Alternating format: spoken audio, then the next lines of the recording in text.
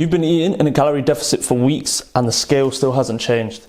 Here's why. So your fat loss journey typically looks like this. You'll be in a deficit, you'll start to see some progress, and things will seem like they're going well. You'll lose a bit of weight, you'll lose a bit of fat, you'll build some confidence, you'll build some momentum, but then suddenly things start to plateau, and this happens for more or less everybody.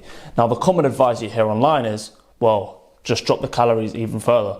But there's a few reasons why I wouldn't suggest you do that if the goal here is sustainable weight loss and making this last for a long, long time. Because as you can see, when we get to this plateau, we have what's called metabolic adaptation, right? So a few things happen. So your hormones change, right? So you've got your leptin and your ghrelin, which are your satiety hormone, and your hunger hormone. These tend to increase if we have a prolonged deficit. So what's really, really important here is instead of us just dropping the calories even further, where we're compromising our energy, our health, the best thing to do here is to actually bump the calories up a little bit, right? And lots of people don't really talk about this, but bumping the calories up, what this does is this restores our energy, right? Which is super, super important. We need our energy to be high, and it will also increase the speed of our metabolism, because our metabolism does slow down when we are in a fat loss phase for too long. So what actually ends up happening here is that if we reverse diet and we do things correctly, we can actually eat more and still lose weight.